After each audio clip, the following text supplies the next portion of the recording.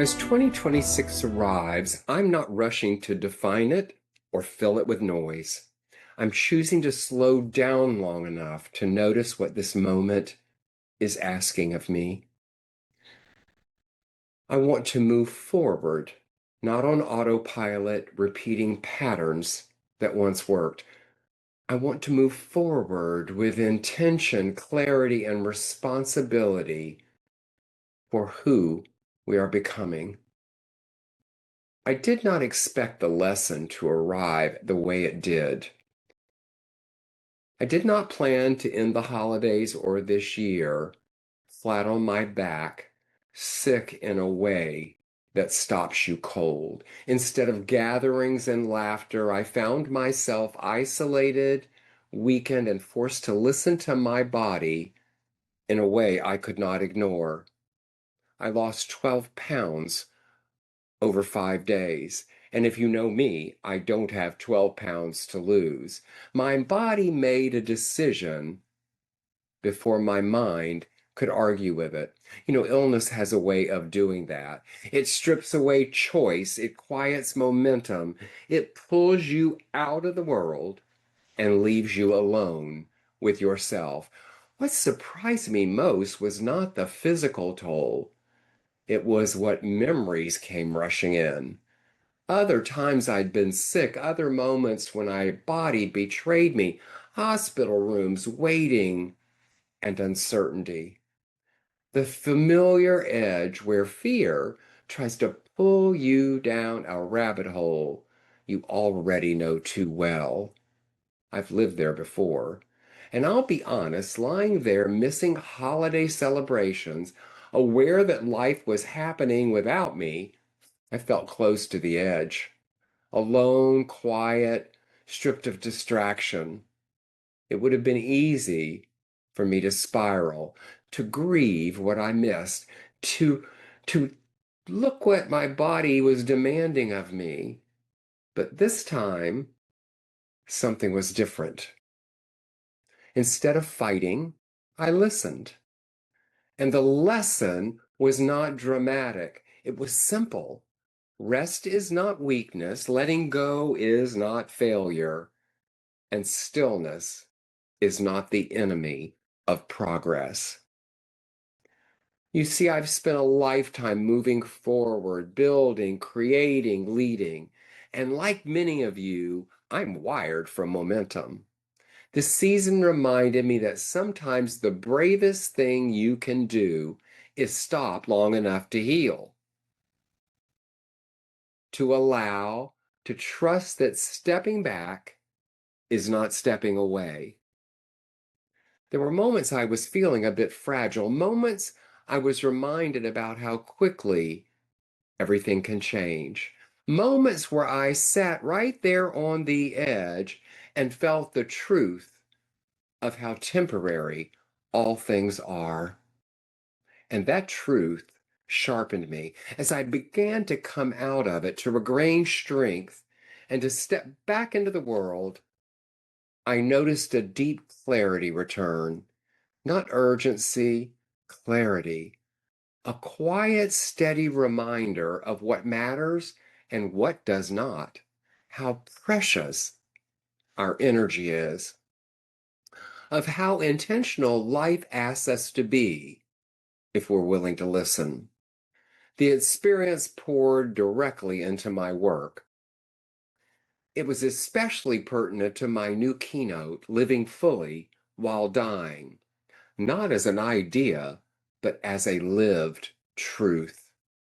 We do not wait until everything's perfect to live fully. We live fully because life is fragile, because tomorrow is not promised, because presence is the real currency, and because we've been dying since the day we were born. That awareness does not diminish life, it deepens it. As I step into 2026, I'm not interested in reinvention for its own sake. I am focused on renewal that is intentional and honest, the kind that turns reflection into action and clarity into commitment. That distinction matters. So I am making a very deliberate decision to release what no longer belongs in my life or my leadership. Patterns that once helped me survive but now limit my growth. Stories that no longer reflect who I am today. Expectations I carried out of habit rather than alignment, not because they were familiar, because they are no longer true. It is discernment at its finest. It is the practice of deciding what no longer earns space in our energy, our decisions, or our direction, so that what truly matters has room to grow. I'm clarifying what stays because it sustains me, the values that ground me, the relationships that tell the truth, the work that challenges me to grow while allowing me to serve. I'm paying close attention to what strengthens my resilience rather than drains it, because resilience is not theoretical. It is a discipline practiced daily through choice. Clarity does not mean certainty. It means knowing what matters enough to carry forward even when the path is still unfolding and the answers are incomplete. At the same time, I'm leaving space to explore what is new with curiosity and intention. I'm paying attention to ideas that have been quietly waiting to grow, quietly waiting to become ways of living and leading that feel honest and aligned. This takes courage because exploration requires trust in what is emerging, the kind that's shaped through experience, tested by uncertainty, and still willing to choose forward motion. Growth like this does not announce itself loudly, but it endures. You know, the holidays passed without me this year, and yet I received exactly what I needed: perspective, humility, gratitude, and renewal. I'm stepping into this new year lighter in body and clearer in spirit, more honest about my limits, more committed to my life, more willing to rest when rest is required and to rise when it's time. So, my invitation to you as this year begins is not about doing more or becoming someone else overnight. It is this: release what no longer belongs, be honest about what stays, and step into what's next with courage. 2026, I'm ready for you. Not because I'm invincible, not because I'm not ready, but because I'm awake. You know, teachers come in many forms.